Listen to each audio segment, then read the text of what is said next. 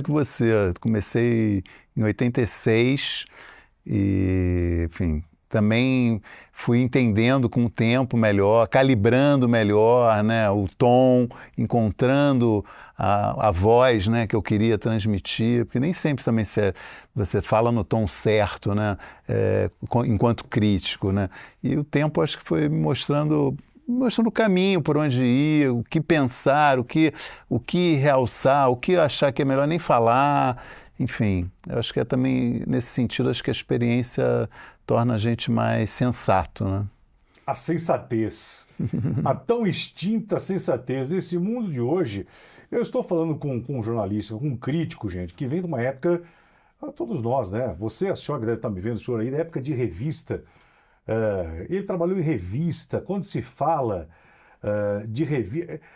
Hoje eu sinto tanta saudade, necessidade, que eu sou, como eu tenho um TDAH extremo, Maurício, eu só funciono lendo. Eu preciso ler para entender e reler. E uma coisa, por exemplo, esse livro teu, O Homem do Sapato Branco, que eu li e reli 3, 4 vezes, vou te contar uma coisa. Nós vamos falar a respeito desse livro. Você acredita que eu começo a ler sempre do meio para o começo ou do final para o começo? Eu só entendo assim. Interessante, legal. Por quê? Você tem esse hábito? Eu entendi, não sei, meu cérebro, meu entendimento sobre leitura, sobre livros e o meu treinamento que eu falei, que eu comecei realmente a me fazer bem como terapia para curar não, para melhorar o meu TDAH nas leituras, foi assim, Ah, sempre, interessante. sempre foi assim. Hoje ninguém lê mais, né, Maurício? Não, se lê menos. Se lê menos.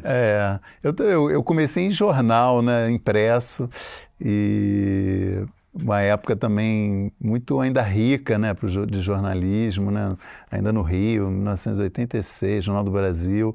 Mas até hoje eu sou viciado em papel. Eu assino ainda a versão impressa da Folha, recebo em casa, porque eu Também. preciso ler o jornal impresso, O assim. cheiro da tinta? É fundamental para mim, assim. Eu sei que a gente está em extinção, né? Porque cada vez menos gente faz isso, mas enquanto houver jornal em papel, eu vou ler em papel, porque eu acho mais gostoso, enfim, é o que eu estou acostumado e, enfim, é assim. A absorção daquilo que se escreveu, quando você pega um jornal na mão, o cheiro da tinta, É. o cheiro de tudo aquilo, o cheiro da notícia, né? Me lembro que eu trabalhava na Gazeta de Limeira, quando eu era repórter policial lá, que a gente saía da gráfica do jornal, aquilo era mágico. Você foi repórter policial. 24 anos direto do rádio, depois do rádio para o jornal. E como foi uma doutrina importante, onde eu aprendi a escrever, quando na datilografia, É. que aí você tinha que escrever, você era obrigado a escrever. Aprender a escrever. Já estou quase 40 anos de jornalista, acho que passei de 40. Sempre foi só escrevendo, é a única coisa. Às vezes eu faço uns vídeos, tal, mas meu negócio é escrever também. É a única coisa que eu sei fazer, né? Você se descobriu nesses 40 anos, hoje, se você falar assim, Geraldo, se eu pudesse, só vou pedir para o meu pessoal, só para o reloginho para a gente ver o tempo lá da entrevista, por favor. Hoje, se você se pudesse definir, se fosse assim, Geraldo, nesses 40 anos, esse é o Maurício que o jornalismo está me fazendo me tornar ainda. O que que é? Qual que seria? A curiosidade, né, pelo que não passa, né, de conhecer, de se entender, de descobrir o novo, de querer saber mais sobre o que eu sei pouco, de mostrar o que é a realidade, ou supostamente é o que eu acredito que seja a realidade. Enquanto eu tiver essa disposição, eu acho que eu vou querer vou estar sendo jornalista, entendeu? Para perguntar para um profissional como você, é um tesão perguntar isso que eu vou te perguntar. Quando eu me lembro, pelo menos no interior de São Paulo, quando o jornal impresso começou a perder força com a chegada da internet, aquela coisa toda. Daí eu sou da época da Gazeta de Limeira ter 80 mil exemplares dia. Aí de repente isso foi desaparecendo, foi. E hoje a gente vê só, ok, novos mundos, tudo se recicla, a grande transformação. Quando que você percebeu que o jornal estava começando a... Antes de responder isso, eu peguei um momento na Folha, que é início dos anos 90, que o jornal, não só a Folha, outros jornais também fizeram isso, começaram a dar o que eles chamavam de anabolizantes, né? Tinha enciclopédia em fascículo, davam algumas coisas. As tiragens começaram a subir muito, era um período que começou também, era um período de estabilidade econômica, e eu lembro que a tiragem da Folha passou de 1 milhão de exemplares. Foi um período assim que era um negócio muito impressionante, assim, você imaginar que o jornal estava saindo com 1 milhão e 100 mil exemplares. Essa perda de, vamos dizer, de tamanho, né? Que eu acho que eu não posso dizer de importância, porque eu acho que ainda o jornalismo e a imprensa é ainda muito relevante. Mas a diminuição, digamos, né, das tiragens, ou o alcance ser menor um pouco hoje dos jornais, veio junto com a internet, né? É um processo que acontece em paralelo, quer dizer, na medida em que começa o que a gente chama de a revolução digital, que é o tema, né, desse livro aqui, Adeus Controle Remoto, de alguma maneira começa a ter uma queda na leitura do jornal impresso, porque é muito mais fácil você ler na tela, é muito mais barato, né, você ler na tela do que ler no papel. Né? Então isso é meados da década de 90, né, que essa curva começa a inverter, né, quer dizer, começa a aumentar o consumo digital e cair o consumo do analógico, que é o jornal em papel, a revista. As revistas foram antes dos jornais, né?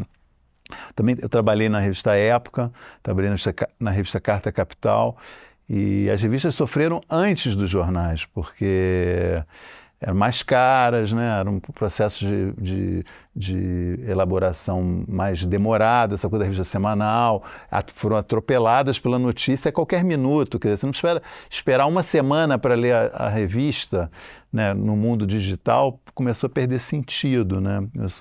As revistas tiveram também que se reinventar, muitas conseguiram, mas quase todas perderam muito do seu tamanho e várias fecharam, né?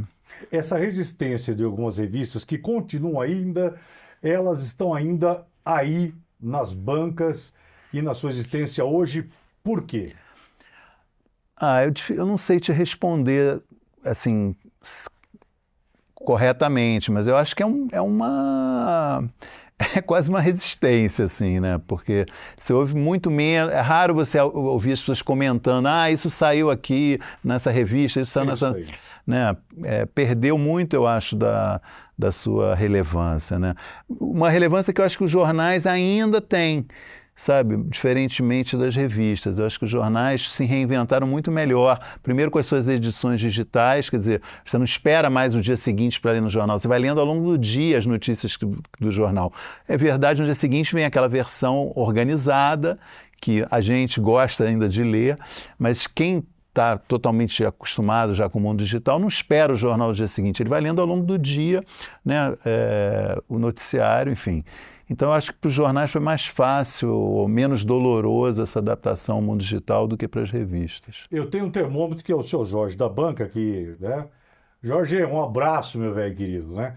Que sempre quando eu estou lá na banca, ele fala uma coisa curiosa, Maurício, assim, que para as revistas ainda... E tem uma faixa etária, não digo do jovem, mas ainda, né? Mais jovem. Agora, o pessoal do jornal não. O pessoal falou que aqui na minha banca eu continuo recebendo pessoal que gosta de ler o jornal. Mas para a revista continua vindo ainda... ainda tem um público. Ainda tem um público. Eu não acompanho tanto mais assim, o mercado de revista, mas eu frequentemente, quando eu entro numa banca de jornal, eu não vejo mais nenhuma revista e quase nenhum jornal, né? Tem refrigerante, tem sorvete, tem bala, tem brinquedo. Agora, jornal e revista é o que tem menos, né? Olha, voltando a falar, eu tenho que estar com a tua presença aqui do teu lado, a importância de uma capa, como as capas... das revistas, elas eram fundamentais. A capa, a fotografia, ela já dizia o que era a notícia da semana. Diga-se as memoráveis sangrentas. É isso que eu ia dizer, exatamente. Capas de Veja. Notícias populares. Notícias.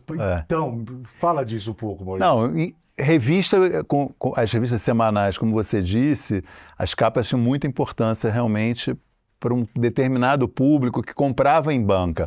Mas, assim, de um modo geral, o percentual de assinantes era muito maior do que o percentual de compradores na banca. Sempre foi, quer dizer, então, sei lá, quando a Veja tinha uma tiragem, também chegou, acho que a tiragem de 1 milhão, eu imagino que 700 mil, estou chutando, fossem assinantes. A menor parcela era que comprava em banca. Para essa menor parcela era realmente importante a capa. Já para jornais populares, como o NP e o Diário Popular e tantos outros, que não tinham assinantes, aí sim a capa, a manchete, era o elemento determinante de compra e venda. Quer dizer, uma capa mal feita, um título que não tivesse um grande apelo nas bancas, podia ser um sinal de encalhe para o jornal.